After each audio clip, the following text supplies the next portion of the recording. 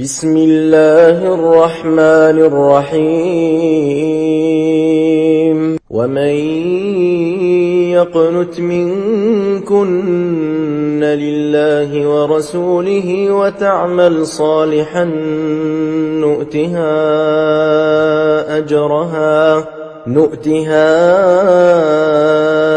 أجرها مرتين وأعتدنا لها رزقا كريما. يا نساء النبي لستن كأحد من النساء إن اتقيتن فلا تخضعن بالقول فيطمع الذي في قلبه مرض وقلن قولا معروفا وقرن في بيوتكن ولا تبرجن تبرج الجاهلية الأولى وأقمنا الصلاة وآتينا الزكاة وأطعنا الله ورسوله إنما يريد الله ليذهب عنكم الرجس أهل البيت ويطهركم تطهيرا. واذكرن ما يتلى في بيوتكن من آيات الله والحكمة إن الله كان لطيفا خبيرا. إن المسلمين والمسلمات والمؤمنين والمؤمنات والقانتين والقانتات والصادقين والصادقات والصابرين والصابرات والخاشعين والخاشعات والمتصدقين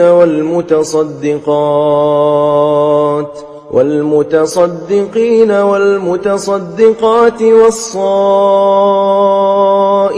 والصائمات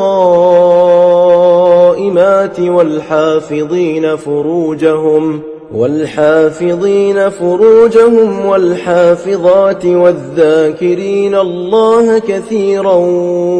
والذاكرات أعد الله لهم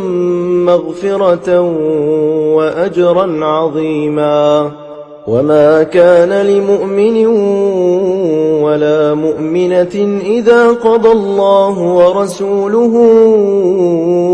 أمرا أن يكون لهم الخيرة من أمرهم ومن يعص الله ورسوله فقد ضل ضلالا مبينا. وإذ تقول للذي أنعم الله عليه وأنعمت عليه أمسك عليك زوجك واتق الله وتخفي في نفسك ما الله مبديه وتخشى الناس والله أحق أن تخشاه. فلما قضى زيد منها وطرا زوجناكها لكي لا يكون على المؤمنين حرج في أزواج أدعيائهم إذا قضوا منهن وطرا وكان أمر الله مفعولا. ما كان على النبي من حرج فيما فرض الله له سنة الله في الذين خلوا من قبل وكان أمر الله قدرا مقدورا. الذين يبلغون رسالات الله ويخشونه ولا يخشون أحدا إلا الله وكفى بالله حسيبا. ما كان محمد أبا أحد من رجالكم ولكن رسول الله وخاتم النبيين وكان الله بكل شيء عليما. يا أيها الذين آمنوا اذكروا الله ذكرا كثيرا وسبحوه بكرة وأصيلا هو الذي يصلي عليكم وملائكته ليخرجكم من الظلمات إلى النور وكان بالمؤمنين رحيما تحيتهم يوم يلقونه سلام وأعد لهم أجرا كريما يا أيها النبي إنا أرسلناك شاهدا ومبشرا ونذيرا وداعيا إلى الله بإذنه وسراجا منيرا وبشر المؤمنين بأن لهم من الله فضلا كبيرا ولا تطع الكافرين والمنافقين ودع أذاهم وتوكل على الله وكفى بالله وكيلا يا أيها الذين آمنوا إذا نكحتم المؤمنات ثم طلقتموهن من قبل أن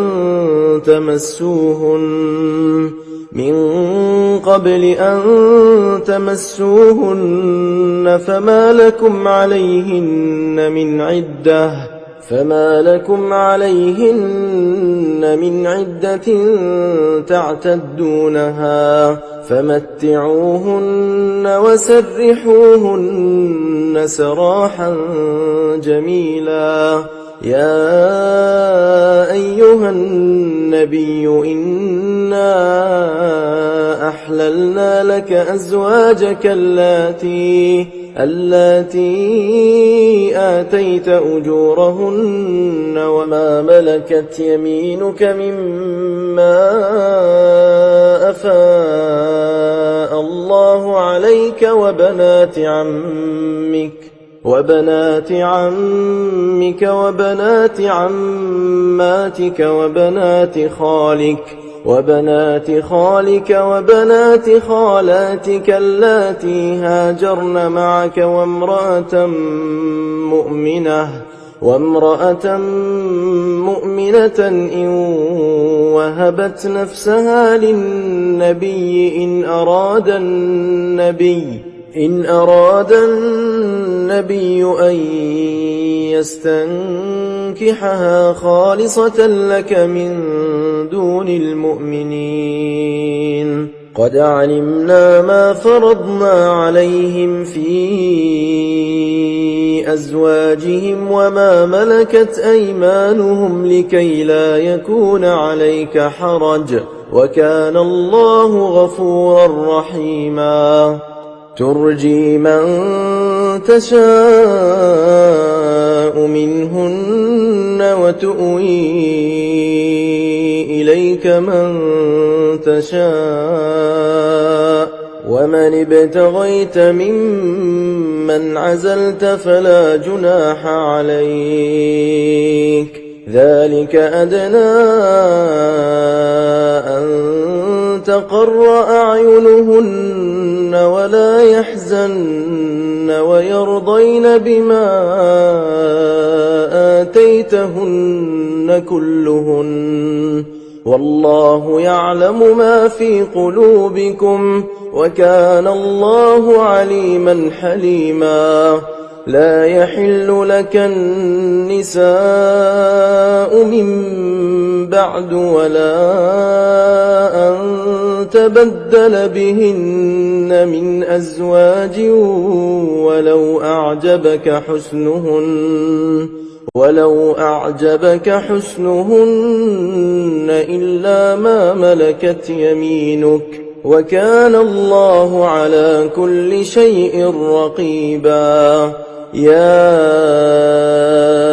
أيها الذين آمنوا لا تدخلوا بيوت النبي إلا أن يؤذن لكم إلى طعام غير ناظرين إناه ولكن إذا دعيتم فادخلوا فإذا طعمتم فانتشروا ولا مستأنسين لحديث إن ذلكم كان يؤذي النبي فيستحيي منكم والله لا يستحيي من الحق وإذا سألتموهن متاعا فاسألوهن من وراء حجاب ذلكم أطهر لقلوبكم وقلوبهن وما كان لكم أن تؤذوا رسول الله ولا أن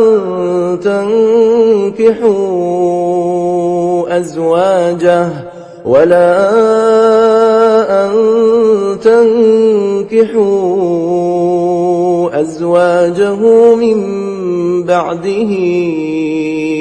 أبدا إن ذلكم كان عند الله عظيما إن تبدوا شيئا أو تخفوه فإن الله كان بكل شيء عليما لا جناح عليهن في آبائهن ولا أبنائهن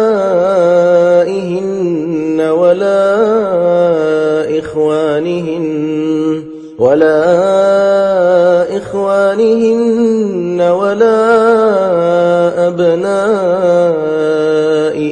إخوانهن ولا أبناء إخوانهن ولا أبناء أخواتهن ولا نسائهن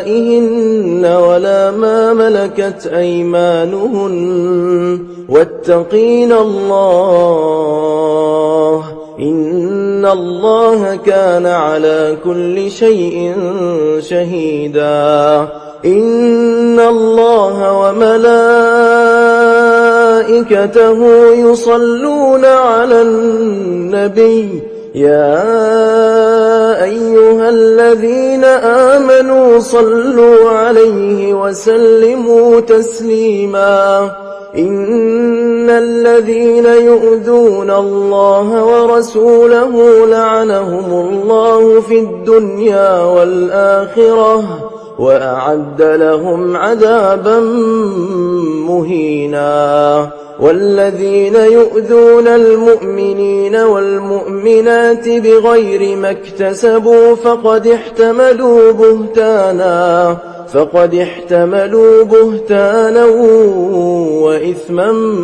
مبينا يا أيها النبي قل لأزواجك وبناتك ونساء المؤمنين يدنين عليهن من جلابيبهن ذلك أدنى أن يعرفن فلا يؤذين وكان الله غفورا رحيما لئن لم ينته المنافقون والذين في قلوبهم مرض والمرجفون في المدينة لنغرينك بهم ثم لا يجاورونك فيها إلا قليلا ملعونين أينما ثقفوا أخذوا وقتلوا تقتيلا سنة الله في الذين خلوا من قبل ولن تجد لسنة الله تبديلا يسألك الناس عن الساعة قل إنما علمها عند الله وما يدريك لعل الساعة تكون قريبا إن الله لعن الكافرين وأعد لهم سعيرا خالدين فيها أبدا لا يجدون وليا ولا نصيرا يوم تقلب وجوههم في النار يقولون يا ليتنا أطعنا الله وأطعنا الرسولا وقالوا ربنا إنا أطعنا سادتنا وكبراءنا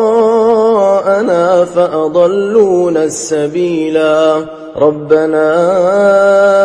آتهم ضعفين من العذاب والعنهم لعنا كبيرا يا أيها الذين آمنوا لا تكونوا كالذين آذوا موسى فبرأه الله مما قالوا وكان عند الله وجيها يا أيها الذين آمنوا اتقوا الله وقولوا قولا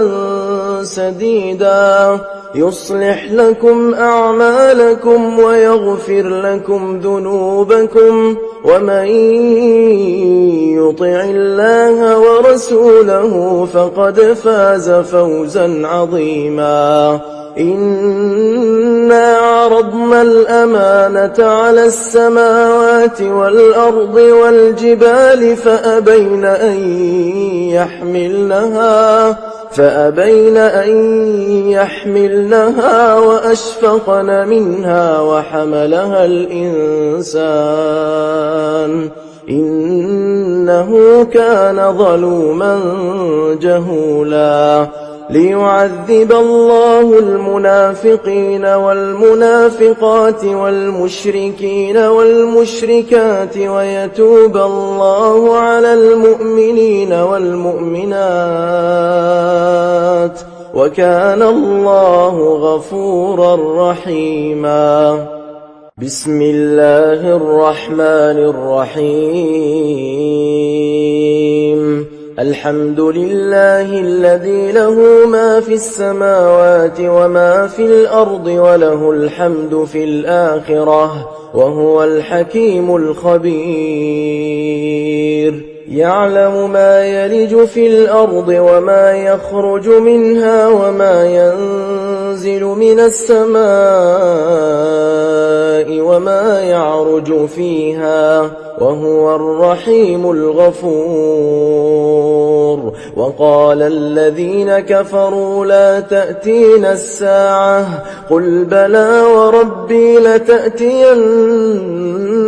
عالم الغيب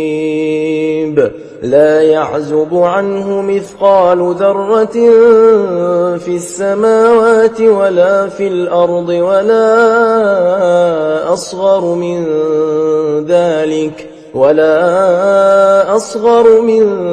ذلك ولا أكبر إلا في كتاب مبين ليجزي الذين آمنوا وعملوا الصالحات أولئك لهم مغفرة ورزق كريم والذين سعوا في آياتنا معاجزين أولئك لهم عذاب من رجز أليم ويرى الذين أوتوا العلم الذي أنزل إليك من ربك هو الحق ويهدي إلى صراط العزيز الحميد وقال الذين كفروا هل ندلكم على رجل ينبئكم إذا مزقتم كل ممزق إنكم لفي خلق جديد أفترى على الله كذبا أم به جنة بل الذين لا يؤمنون بالآخرة في العذاب والضلال البعيد أفلم يروا إلى ما بين أيديهم وما خلفهم من السماء والأرض إن نشأ نخسف بهم الأرض أو نسقط عليهم كسفا من السماء إن في ذلك لآية لكل عبد منيب ولقد آتينا داود منا فضلا يا جبال أوبي معه والطير وألنا له الحديد أن اعمل سابغات وقدر في السرد واعملوا صالحا إني بما تعملون بصير ولسليمان الريح غدوها شهر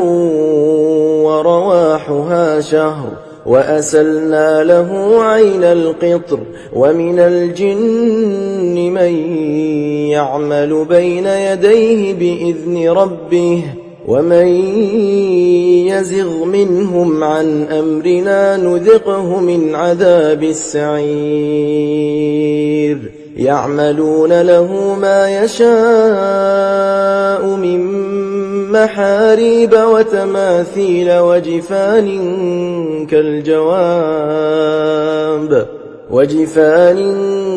كالجواب وقدور الراسيات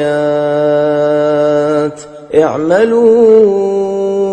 آل داود شكرا وقليل من عبادي الشكور فلما قضينا عليه الموت ما دلهم على موته إلا دابة الأرض تأكل من سأته فلما خر تبينت الجن أن لو كانوا يعلمون الغيب ما لبثوا في العذاب المهين لقد كان لسبإ في مسكنهم آية جنتان عن يمين وشمال كلوا من رزق ربكم واشكروا له بلدة طيبة ورب غفور فأعرضوا فأرسلنا عليهم سيل العرم وبدلناهم بجنتيهم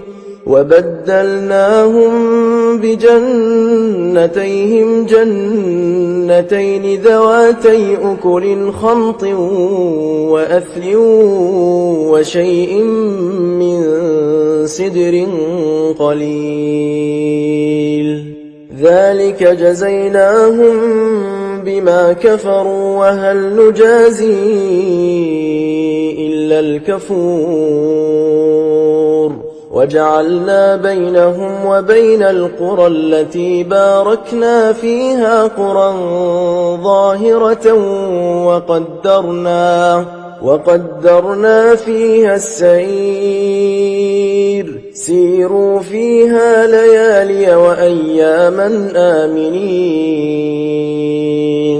فقالوا ربنا باعد بين أسفارنا وظلموا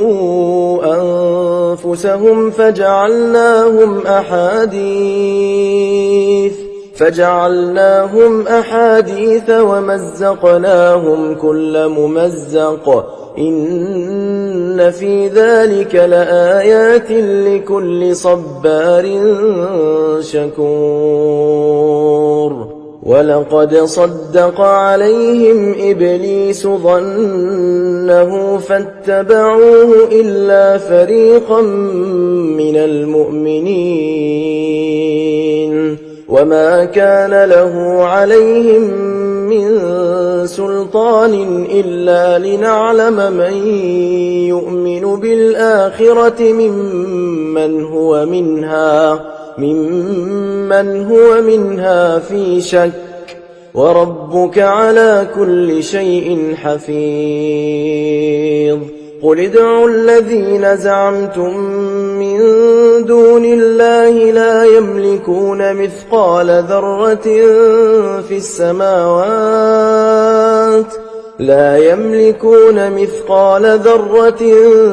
في السماوات ولا في الأرض وما لهم فيهما من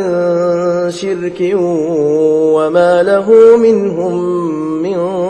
ظهير ولا تنفع الشفاعة عنده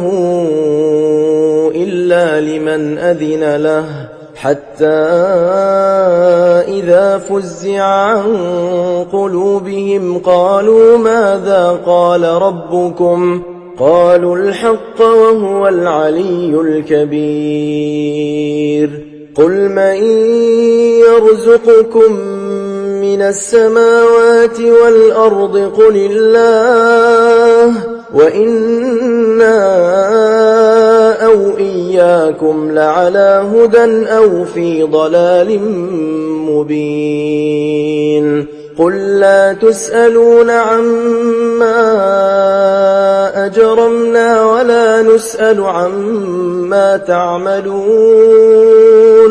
قل يجمع بيننا ربنا ثم يفتح بيننا بالحق وهو الفتاح العليم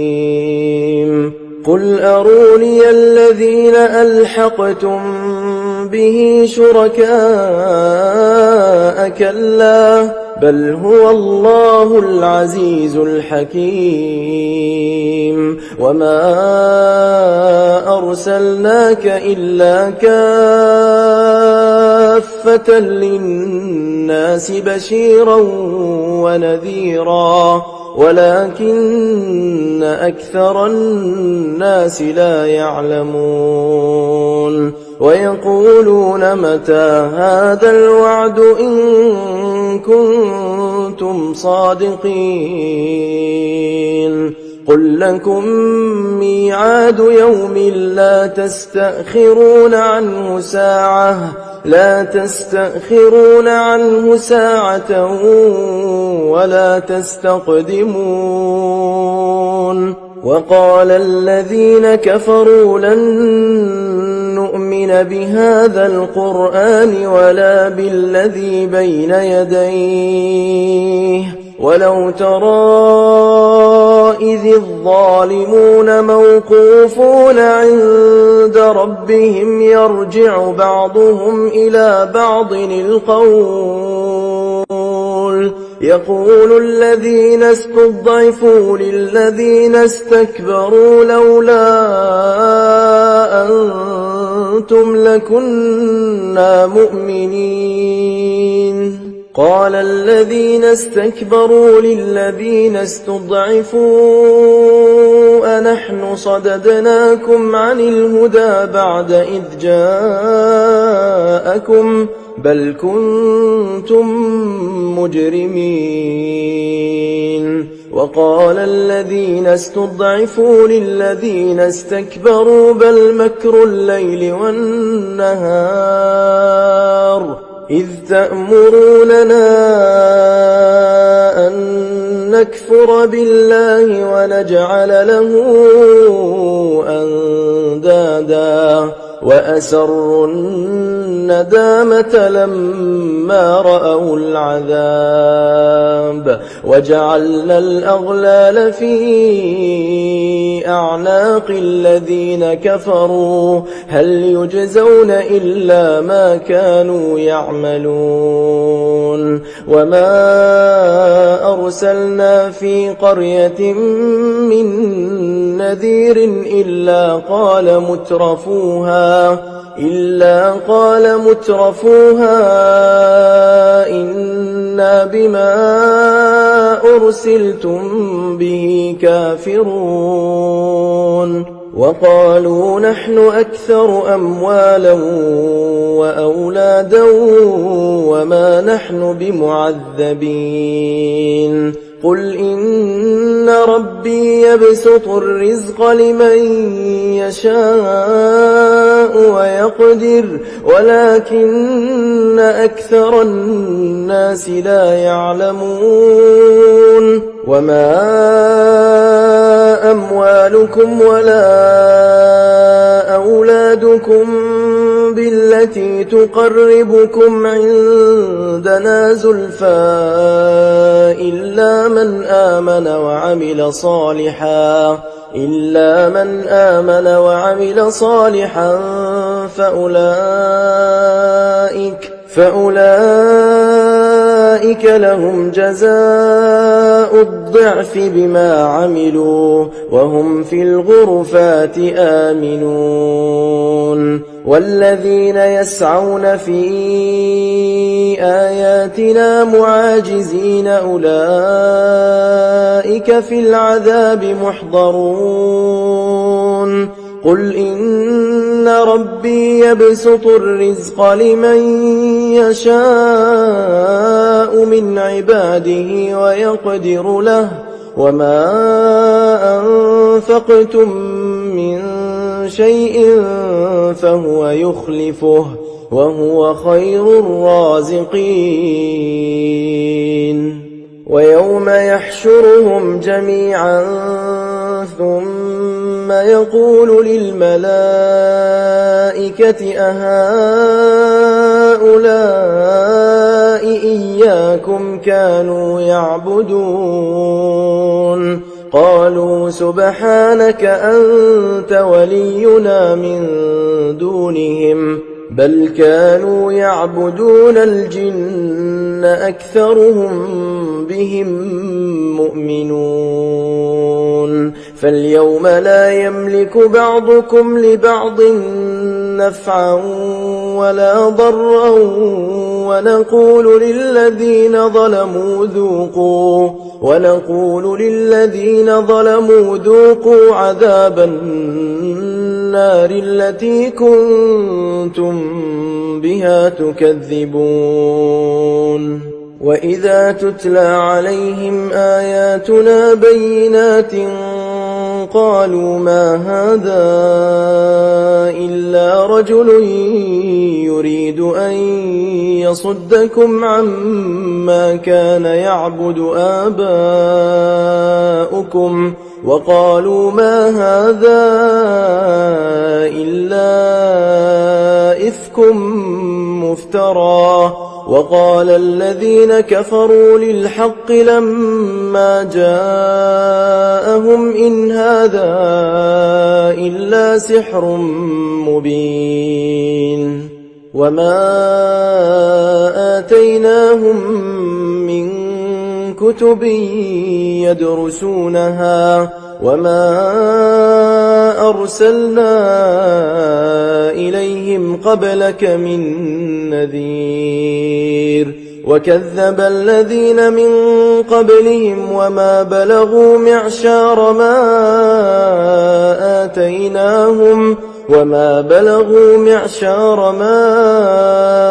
آتيناهم فكذبوا رسلي فكيف كان نكير قل إنما أعظكم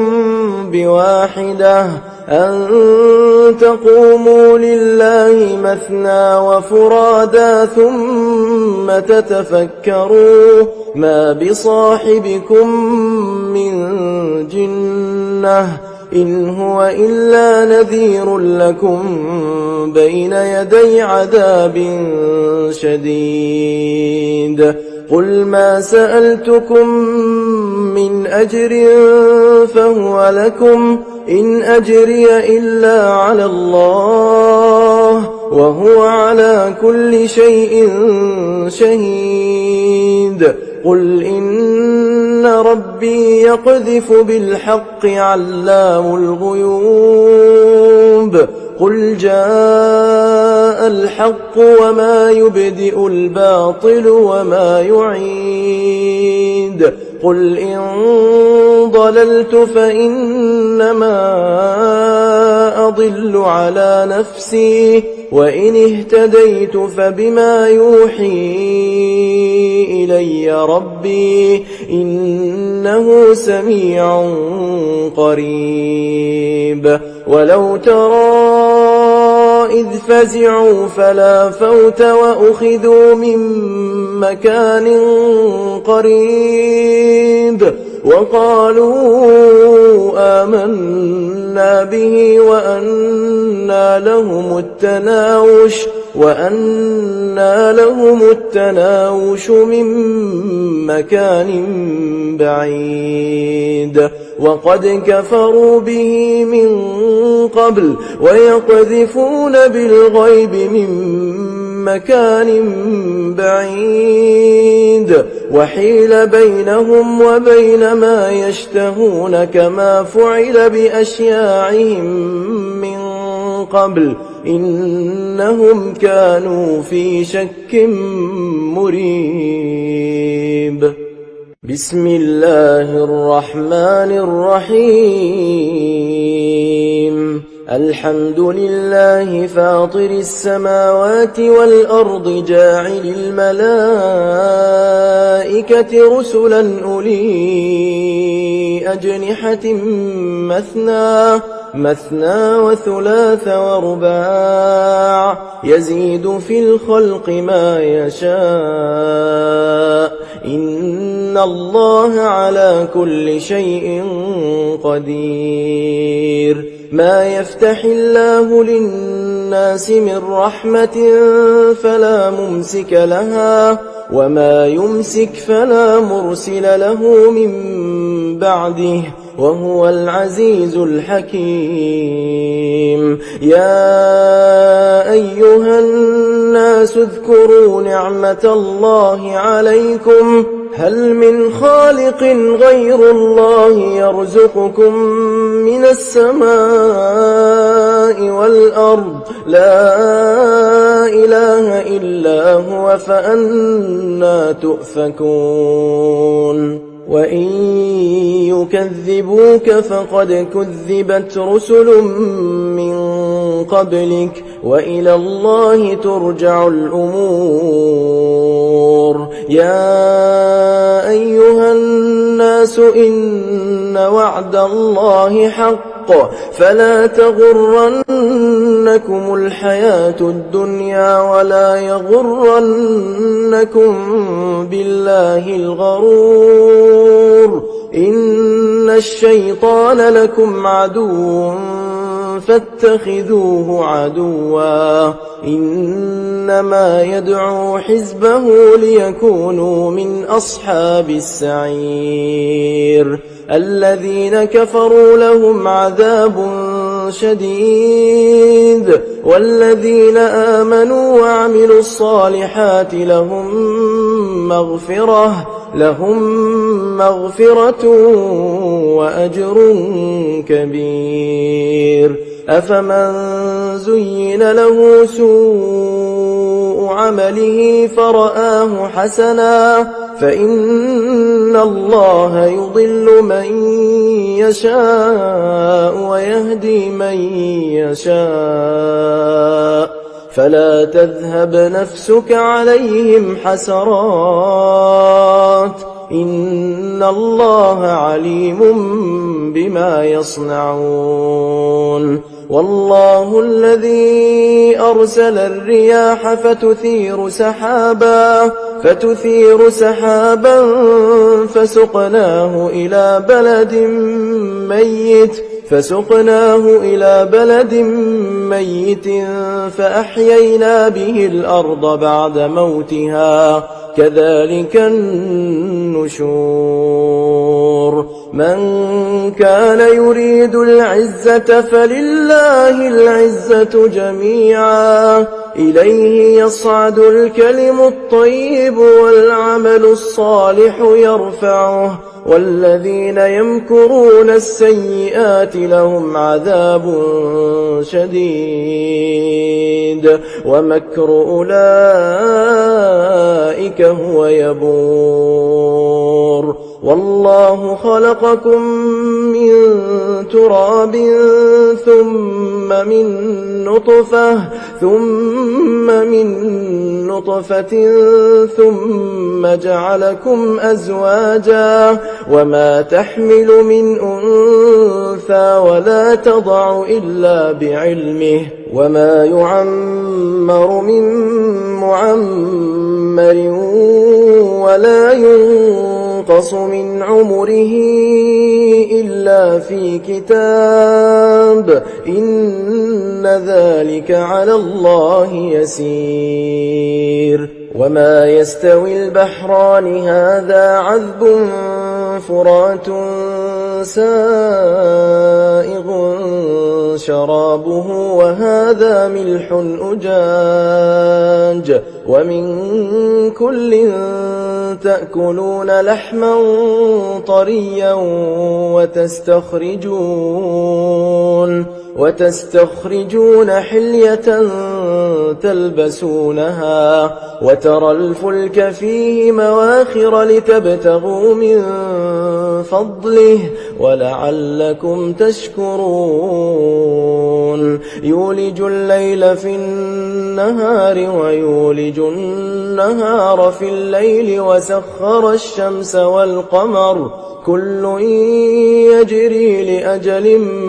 مسمى ذلكم الله ربكم له الملك والذين تدعون من دونه ما يملكون من قطمير إن تدعوهم لا يسمعوا دعاءكم ولو سمعوا ما استجابوا لكم ويوم القيامة يكفرون بشرككم ولا ينبئك مثل خبير يا أيها الناس أنتم الفقراء إلى الله والله هو الغني الحميد إن يشأ يذهبكم ويأت بخلق جديد وما ذلك على الله بعزيز ولا تزر وازرة وزر أخرى وإن تدع مثقلة إلى حملها لا يحمل منه شيء ولو كان ذا قربى إنما تنذر الذين يخشون ربهم بالغيب وأقاموا الصلاة ومن تزكى فإنما يتزكى لنفسه وإلى الله المصير وما يستوي الأعمى والبصير ولا الظلمات ولا النور ولا الظل ولا الحرور وما يستوي الأحياء ولا الأموات إن الله يسمع من يشاء وما أنت بمسمع من في القبور إن أنت إلا نذير إنا أرسلناك بالحق بشيرا ونذيرا وإن من أمة إلا خلا فيها نذير وإن يكذبوك فقد كذب الذين من قبلهم جاءتهم رسلهم بالبينات وبالزبر وبالكتاب المنير ثم أخذت الذين كفروا فكيف كان نكير ألم تر أن الله أنزل من السماء ماء فأخرجنا به ثمرات مختلفا ألوانها ومن الجبال جدد بيض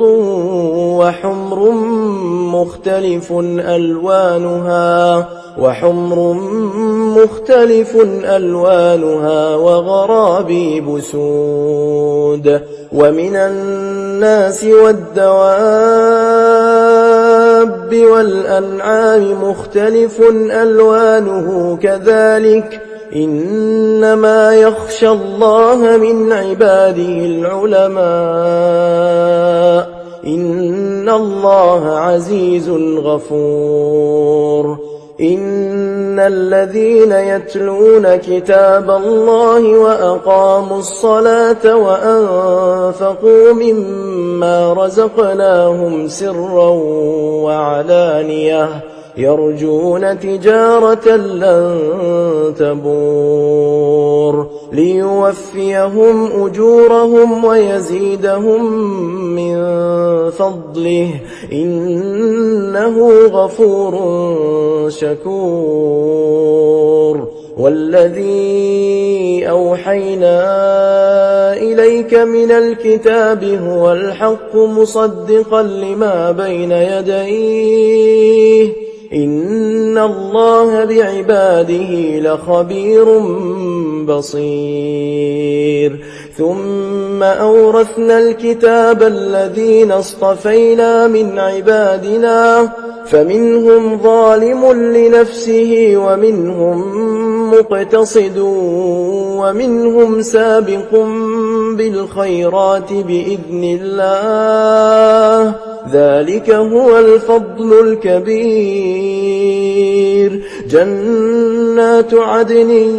يدخلونها يحلون فيها من أساور من ذهب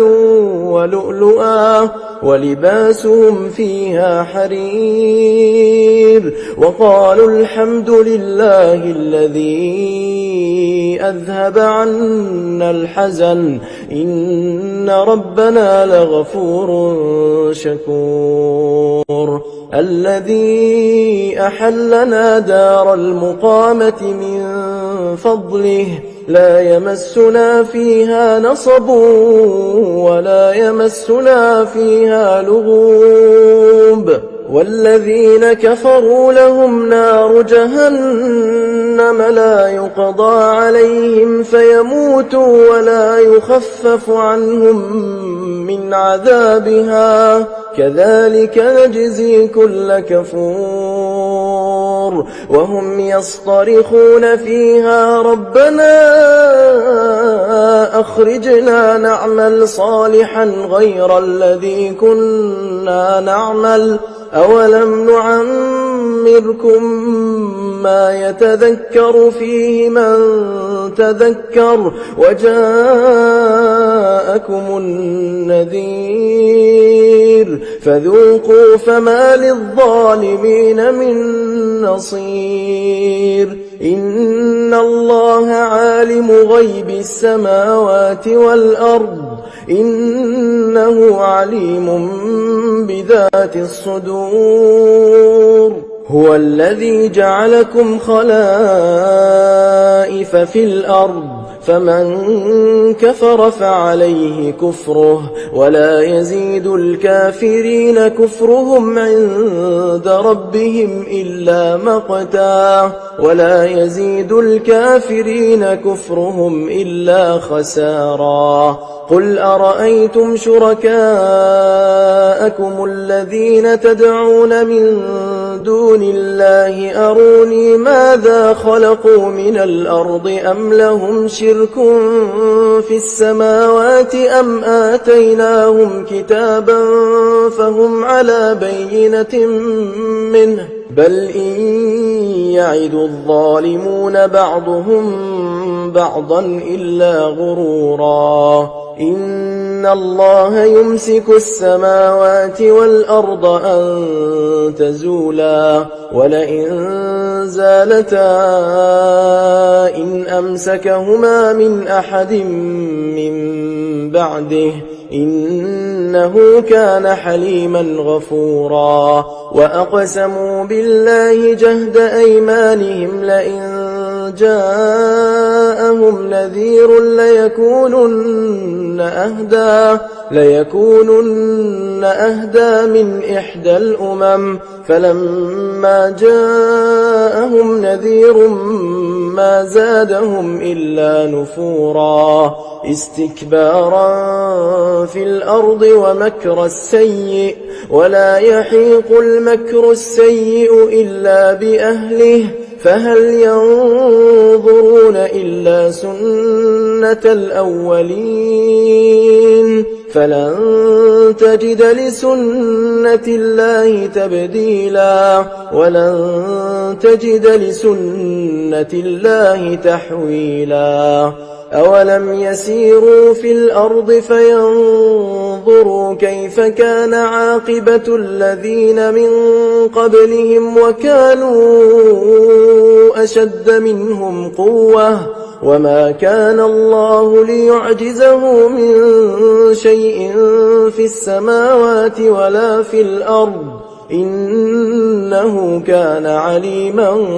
قديرا ولو يؤاخذ الله الناس بما كسبوا ما ترك على ظهرها من دابة ولكن يؤخرهم إلى أجل مسمى فإذا جاء أجلهم فإن الله كان بعباده بصيرا بسم الله الرحمن الرحيم ياسين والقرآن الحكيم إنك لمن المرسلين على صراط مستقيم تنزيل العزيز الرحيم لتنذر قوما ما أنذر آباؤهم فهم غافلون لقد حق القول على أكثرهم فهم لا يؤمنون إنا جعلنا في أعناقهم أغلالا فهي إلى الأذقان فهم مقمحون وجعلنا من بين أيديهم سدا ومن خلفهم سدا فأغشيناهم فهم لا يبصرون وسواء عليهم أأنذرتهم أم لم تنذرهم لا يؤمنون إنما تنذر من اتبع الذكر وخشي الرحمن بالغيب فبشره بمغفرة وأجر كريم إنا نحن نحيي الموتى ونكتب ما قدموا وآثارهم وكل شيء أحصيناه في إمام مبين واضرب لهم مثلا أصحاب القرية إذ جاءها المرسلون إذ أرسلنا إليهم 2 فكذبوهما فعززنا بثالث فقالوا إنا إليكم مرسلون قالوا ما أنتم إلا بشر مثلنا وما أنزل الرحمن من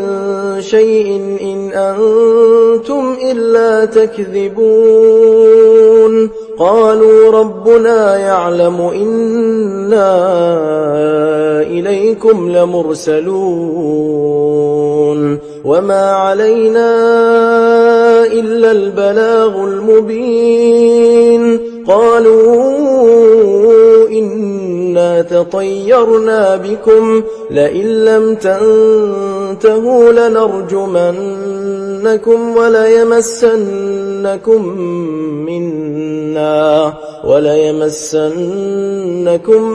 منا عذاب أليم قالوا طائركم معكم أئن ذكرتم بل أنتم قوم مسرفون وجاء من أقصى المدينة رجل يسعى قال يا قوم اتبعوا المرسلين اتبعوا من لا يسألكم أجرا وهم مهتدون